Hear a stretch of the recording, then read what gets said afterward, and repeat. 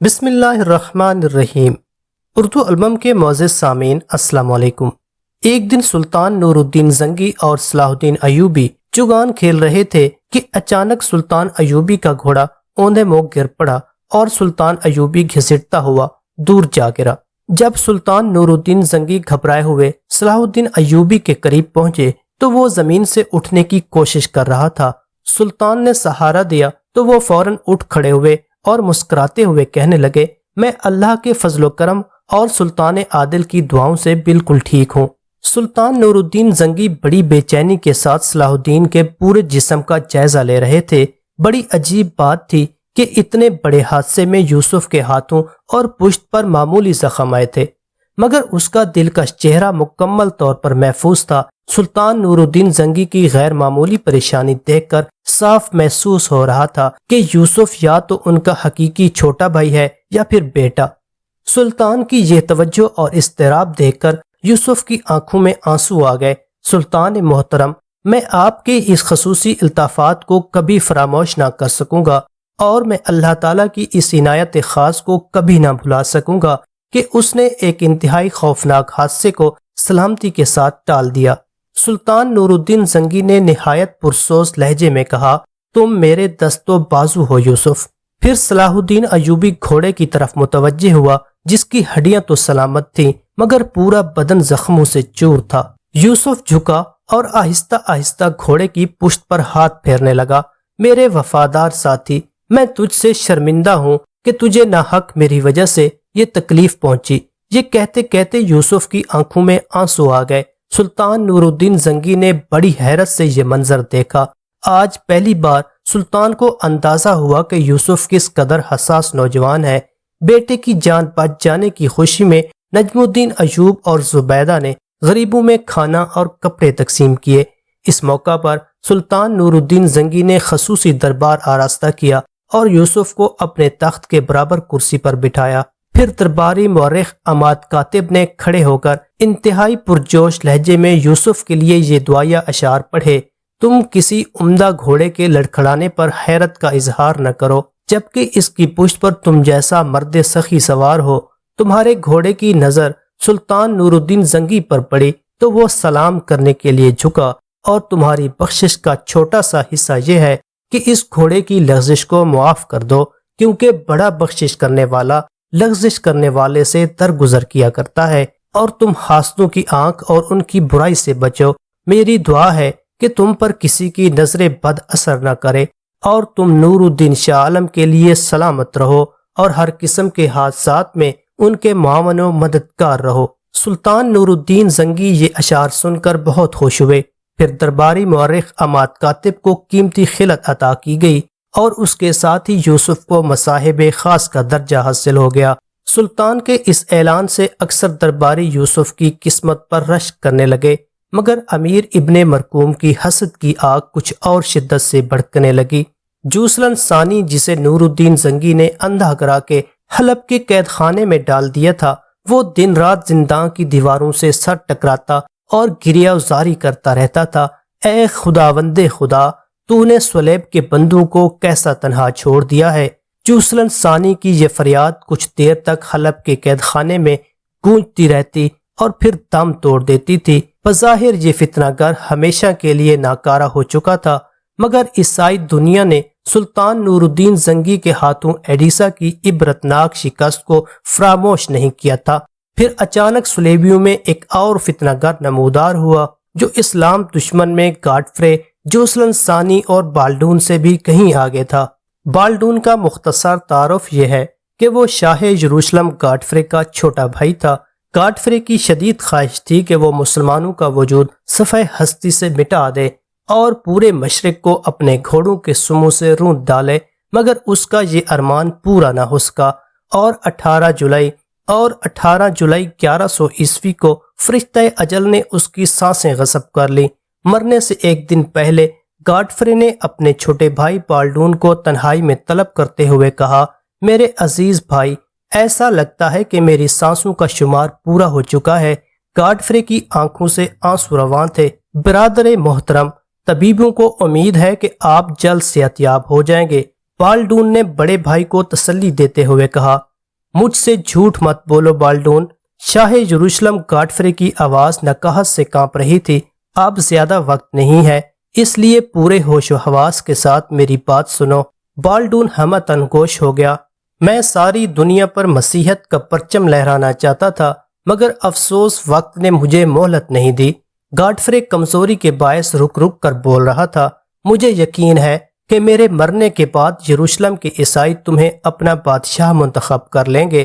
پھر جب تم تخت نشین ہو جاؤ تو میرے ناتمام خواب کی تعبیر تلاش کرنا۔ آپ کا خواب کیا ہے برادر محترم؟ بالڈون نے اداس لہجے میں پوچھا۔ ہمیں کبھی مذہب کے ماننے والے سے کوئی دشمنی نہیں۔ گاڈفرے کی آواز آہستہ آہستہ مدھم ہوتی جا رہی تھی۔ بس مسلمان ہی ہمارے پہلے اور آخری دشمن ہیں، اس لیے کہ وہ یسوع مسیح کو خدا کا بیٹا نہیں مانتے۔ تم پر فرض ہے کہ تم مسلمانوں سے اپنے پیغمبر کی توہین کا ایسا بدلہ لو کہ اسے رہتی دنیا تک یاد رکھا جائے۔ بالڈون نے بڑے بھائی کے کانپتے ہوئے ہاتھ اپنے ہاتھ میں لے کر وعدہ کیا کہ وہ مسلمانوں کے کثر اقتدار کو ڈھا کر ہی دم لے گا۔ اور آخری نصیحت، گاڈفرے کی آواز ڈوبنے لگی تھی، اپنے دشمن کو کبھی معاف نہ کرنا۔ ایک حکمران کے لیے اس سے بڑی حماقت کوئی اور نہیں ہو سکتی کہ وہ اپنے دشمن کو امان بخش دے۔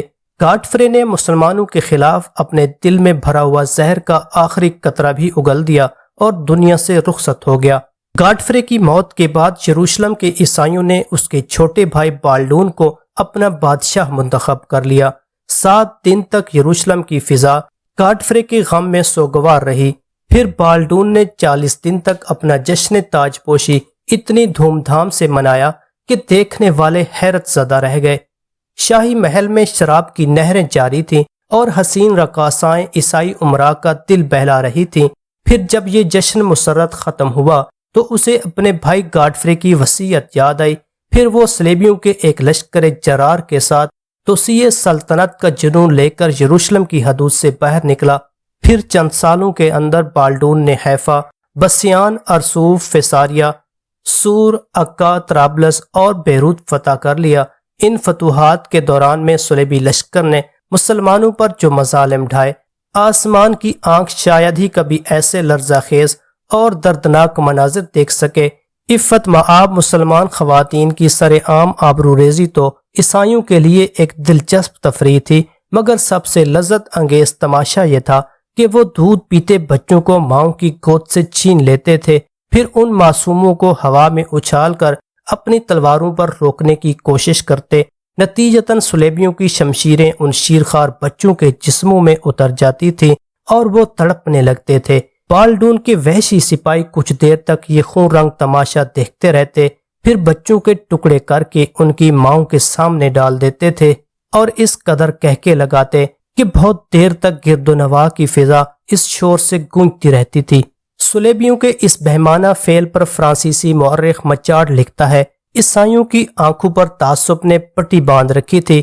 انہوں نے صلیب کے جھنڈے تلے ایسے ہولناک جرائم کیے کہ انسانی فطرت ان کے تصور سے بھی لرز اٹھتی ہے۔ بالڈون اپنے بڑے بھائی گاڈفرے کی وصیت پر پورا عمل کر رہا تھا۔ پھر جب وہ ایک فاتح کی حیثیت سے طرابلس میں داخل ہوا تو حسب روایت کسی مسلمان کو زندہ نہیں چھوڑا۔ جب اہل ایمان کے خون سے طرابلس کے گلی کوچے بھر گئے تو بالڈون مسلمانوں کے عظیم کتب خانے کی طرف متوجہ ہوا، جس میں 3 لاکھ کے قریب نادر و نایاب کتابیں تھیں۔ اس کتب خانے کی وسعت و عظمت کا اندازہ اس سے کیا جا سکتا ہے کہ 100 سے زیادہ کاتب دن رات نقل میں مصروف رہتے تھے۔ جب بالڈون طرابلس کے کتب خانے کی طرف بڑھا تو اپنے وقت کا متعصب ترین پادری گارزن بھی اس کے ہمراہ تھا۔ پادری کے ہاتھ میں ایک جلتی ہوئی مشعل تھی اور وہ دنیا کی نہایت قیمتی اور نایاب کتابوں کو آگ لگانے جا رہا تھا۔ جب کتب خانے کے منتظم ارسلان کو صلیبیوں کے اس خوفناک ارادے کی خبر ہوئی تو وہ عمارت کے صدر دروازے پر آ گئے۔ ان کے پیچھے 50 کے قریب کاتب بھی تھے۔ قاضی ارسلان نے اس عظیم علمی سرمایہ کو بچانے کے لیے پادری گارزن کے سامنے ہاتھ جوڑ دیے اور کسی فقیر کی طرح گڑ گڑاتے ہوئے کہا، ہمیں پتہ ہے کہ ہماری گردنیں تمہارے تیغ خوں آشام سے محفوظ نہیں رہیں گی۔ ہم تم سے اپنی جانوں کی سلامتی کا سوال نہیں کرتے، کہ ایک دن ہمیں جانا ہی ہے، مگر اس کتب خانے کے لیے تمہارے رحم کی بھیک مانگتے ہیں۔ یہ وہ سرمایہ ہے جو آنے والی نسلوں کے لیے صدیوں تک کام آئے گا، اور وہ نسلیں تمہاری بھی ہو سکتی ہیں۔ علم تو تمام انسانیت کی میراث ہے۔ قاضی ارسلان نے علم دوستی کا حق ادا کر دیا تھا۔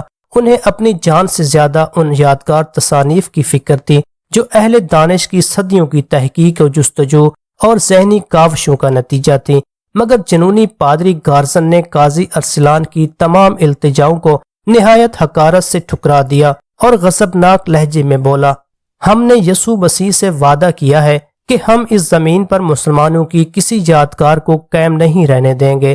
پھر پادری گارسن کے اشارے پر قاضی ارسلان اور 50 مسلمان کاتبوں کے سر قلم کر دیے گئے۔ اس کے بعد گارسن نے آگے بڑھ کر کتب خانے کو آگ لگا دی۔ پادری کی تقلید میں دوسرے عیسائی سپاہیوں نے بھی اپنی مشعلیں روشن کر لیں اور عقل و دانش کے عظیم ذخیرے پر حملہ کر دیا۔ 3 لاکھ کتابوں کے جلنے میں کئی گھنٹے لگ گئے۔ پورا علاقہ دھوئیں سے بھرا ہوا تھا اور فضاؤں میں صلیبیوں کے وحشیانہ کہکے گونج رہے تھے۔ قتل و غارت کا طویل کھیل کھیل کر بالڈون بھی دنیا سے رخصت ہو گیا۔ پھر اس کی جگہ بالڈون ثانی تخت نشین ہوا۔ بالڈون ثانی نے بھی گاڈفرے کی طرح مسلمانوں کے قتل عام کو عبادت کا درجہ دے دیا تھا۔ یہ وہ بے غیرت عیسائی حکمران تھا کہ ایک بار رملہ کے قیام کے دوران مسلمانوں نے پورے شہر کو گھیر لیا تھا۔ اس صورتحال میں بالڈون ثانی کے باہر نکلنے کی کوئی صورت باقی نہیں رہی تھی، یہاں تک کہ وہ اپنی زندگی سے مایوس ہو چکا تھا۔ پھر اس موت کی وادی میں ایک مسلمان ہی اس کے کام آیا۔ یہ وہ مسلمان سپاہی تھا جس پر بالڈون نے کبھی کوئی احسان کیا تھا۔ آخر اس مسلمان نے احسان کا بدلہ اتارنے کے لیے بالڈون ثانی کو ایک خفیہ راستے سے شہر سے باہر نکالا۔ پھر جب بالڈون ثانی اپنی محفوظ پناہگاہ تک پہنچ گیا تو اس نے ایک بھاری لشکر کے ساتھ رملہ پر حملہ کر دیا، جس کے نتیجے میں بے شمار مسلمان تحتیغ ہوئے۔ صلیبیوں کی طاقت روز بروز بڑھتی جا رہی تھی، یہاں تک کہ عیسائیوں کی 4 مضبوط ریاستیں قائم ہو گئی۔ ابھی یہ سلاب باللہ کچھ اور مسلم علاقوں کو لپیٹ میں لینے والا تھا کہ عماد الدین زنگی مرحوم نے ایڈیسن میں جوسلن ثانی کو شکست دے کر صلیبی سلطان کا ایک مضبوط ستون ڈھا دیا۔ بعد میں سلطان نور الدین زنگی نے جوسلن ثانی کو اندھا کر کے ہمیشہ کے لیے اس فتنہ گر کی سازشوں کا خاتمہ کر دیا تھا۔ ابھی دنیا بھر کے عیسائی ایڈیسا کی شکست کا ماتم کر رہے تھے کہ صلیبیوں میں ایک اور فتنہ گر پیدا ہوا جو مذہبی عصبیت میں دوسرے عیسائیوں سے زیادہ سفاق تھا۔ یہ ایک پر اسرار راہب سینٹ برنارڈ تھا جو برکنڈی کے ایک امیر کا بیٹا تھا۔ یکایک برنارڈ عیش و عشرت کی زندگی چھوڑ کر تارک الدنیا ہو گیا اور ایک غار میں بیٹھ کر 15 سال تک عبادت کرتا رہا۔ ایڈیسا کی شکست نے صلیبیوں کو اس قدر بدحواس کر دیا تھا کہ انہیں یروشلم کے ساتھ باقی عیسائی سلطنتیں بھی خطرات میں گھری نظر آ رہی تھیں۔